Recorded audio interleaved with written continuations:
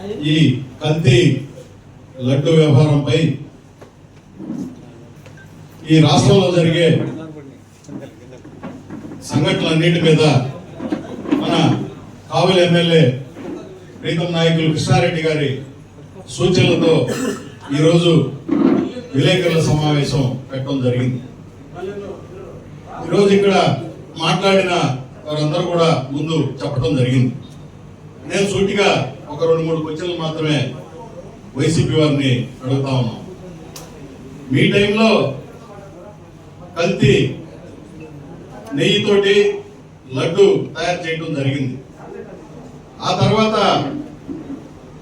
మొత్తం కూడా ఆ ప్రభుత్వ కాలంలో అదే నెయ్యితోటి కంటిన్యూ చేస్తూ అప్పుడు ఎన్నో విమర్శలు వచ్చినాయి. భక్తులు కూడా లడ్డు బాగలేదు, వాసన నెయ్యి వాసన రావడం లేదు, ఇది పొడి పొడిగా ఊడిపోతుంది అని చెప్పి పత్రికా ముఖంగా సోషల్ మీడియాలో ఆ రోజు అందరూ కూడా పిల్లలు అందరూ కూడా బయటికి తెలియజేయడం జరిగింది.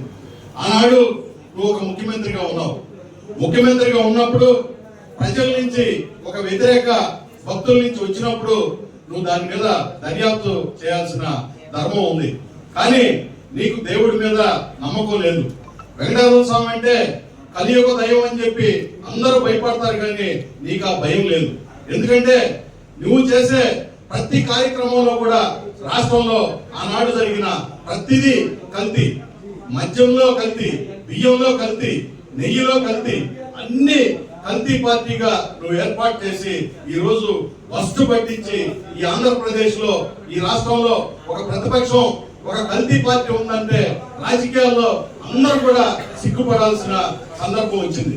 ఎందుకంటే ఈ రోజు ఒక పార్టీ అధికారంలో ఉంటే ఒక పార్టీ ప్రతిపక్షంలో ఉంటుంది.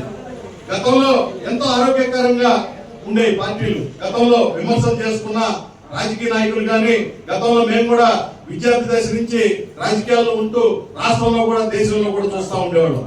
కానీ ఈ రాష్ట్రంలో జరిగే సంఘటనలు చూస్తే అసలు ఘోరంగా, అసలు ఈ పార్టీ అంటేనే చీకొట్టే విధంగా, గతంలో ఎప్పుడూ లేని విధంగా అట్లా అధికార పార్టీలు అదే విధంగా ఉన్నారు, ప్రతిపక్షంలో మీ పాత్ర అదే విధంగా ఉంది.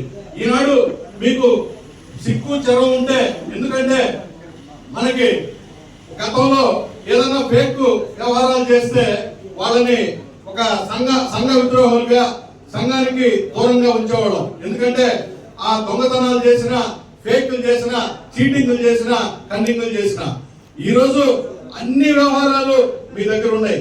మీకు ఒక ప్రతిపక్ష పార్టీగా చెప్పుకునే అర్హత మీకు లేదు. ఈ రోజు అలాంటి వారు ఈ రోజు కల్తీ లడ్డు ఇన్ని భారతదేశంలో ఉండే పార్టీలు, ధార్మిక సంస్థలు మొత్తం కూడా విలేకరులు, జర్నలిస్టులు